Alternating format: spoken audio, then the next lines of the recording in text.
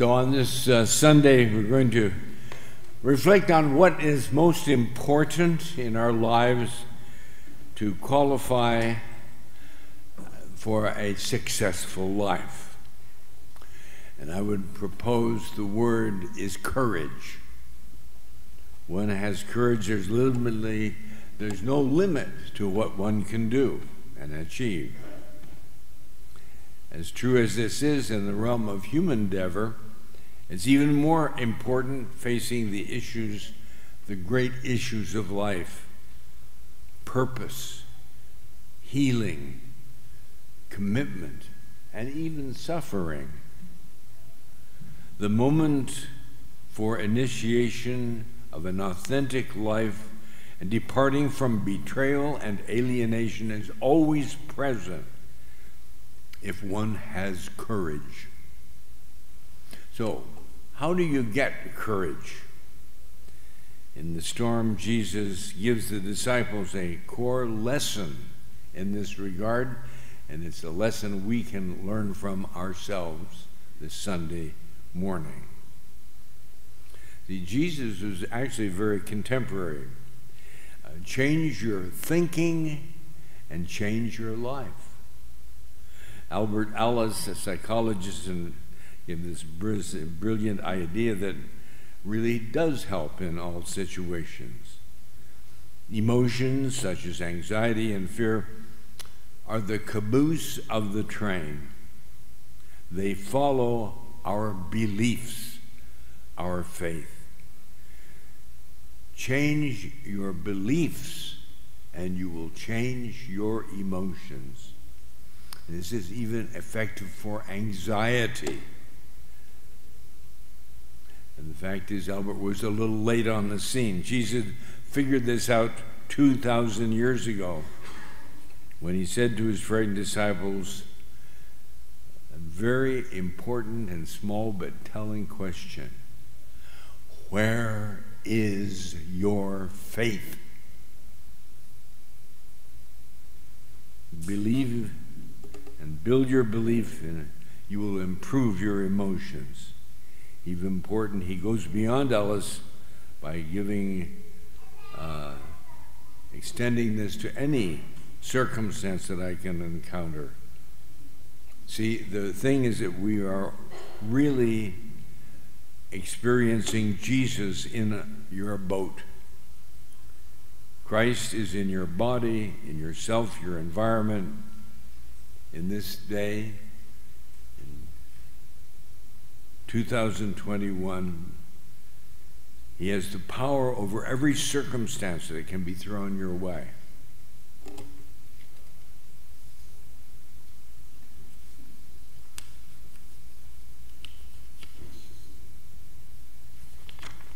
If you'd like to say after me: in the storm, I claim my faith voice and find courage.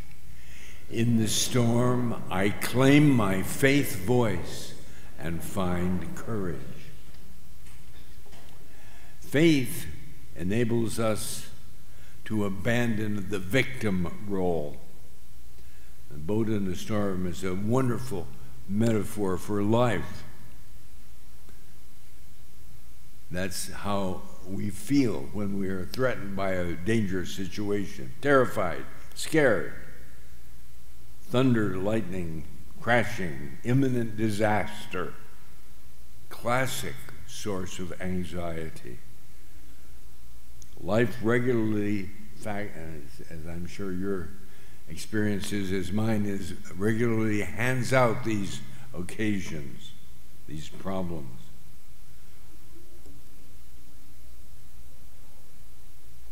Not all of this can be anxiety producing, but the fact that in one degree or another, it happens quite often. Jesus is moving us this morning to a higher level of faith consciousness. When I climb into Jesus' circle of faith, I realize that nothing can really touch me, for I am a child of God.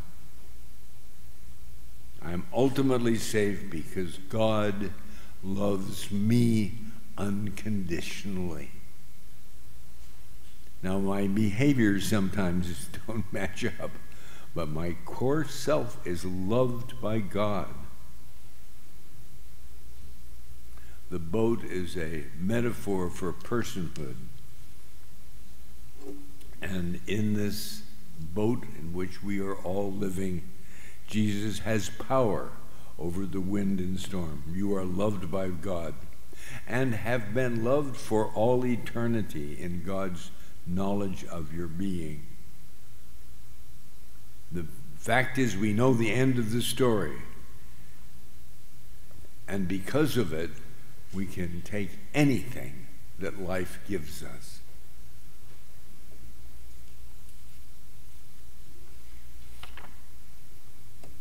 With courage of faith, I abandoned being a victim and claimed the survivor role. With courage of faith, I abandoned being a victim and claimed the survivor role. Since faith is a gift and courage is dependent on it, what can you and I do to strengthen that faith and courage? Well, last week we remember that we had the farmer going out planting seeds and letting God bring the harvest. The fact is, you're not going to invent faith in the middle of the storm. You have to be living it already. And so when the storm comes, you're ready. One plants the seeds and prepares the ground by exercising my faith muscle in everyday life. And I have 5 ways in which you can and I can make a stronger faith to give us courage. I'm going to just quickly go through these. The first one is develop a Eucharistic mentality. The Eucharist is choose, bless, break, and give. That is what is done with the bread at the universe, at the Mass. But it's also what we are called to do in our life. Realize that we are chosen. And yes, we will be blessed, broken, and given. And our whole life is this process of giving. Secondly, we must surround ourselves with faith people. The fact is, I simply can't do it by myself. We search out, look for people of faith. I hate to remind you, but we are mammals. We need each other. You can't do it by yourself.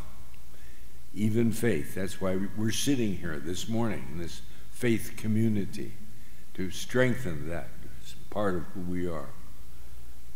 Thirdly is practice prayer. Now, prayer is very individual. It's a habit that we need to develop and practice personally.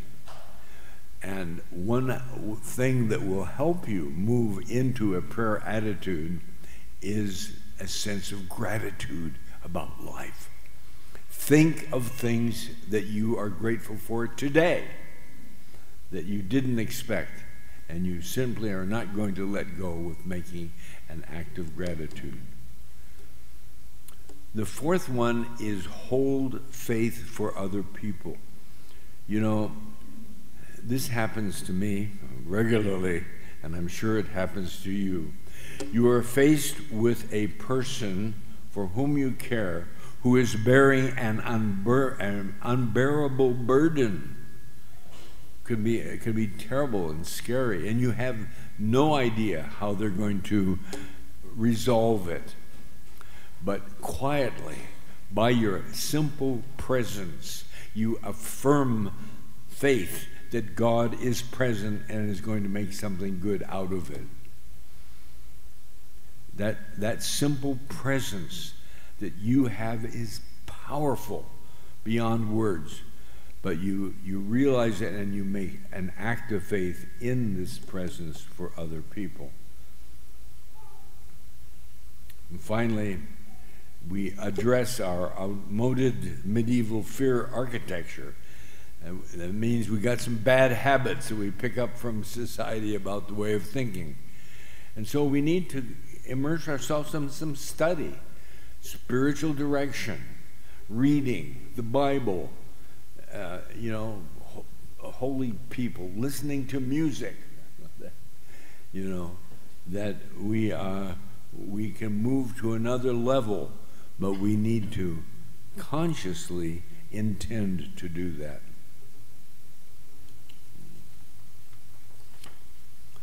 With courage, I prepare the ground of my life for faith. With courage, I prepare the ground of my life for faith.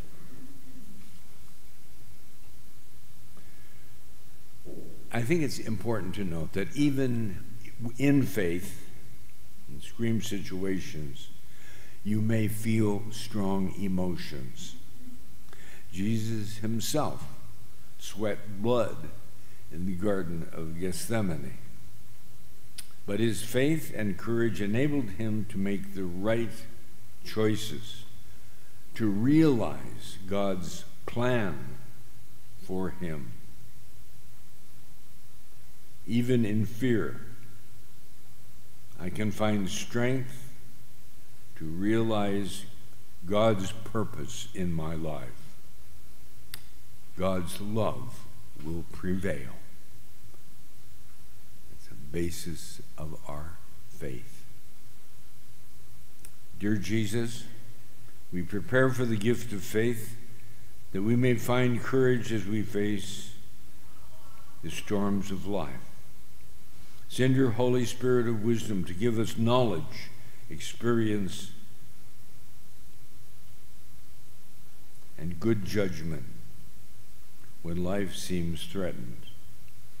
Always thankful that we are rooted in the unconditional love of God, the very mystery of the core of all life.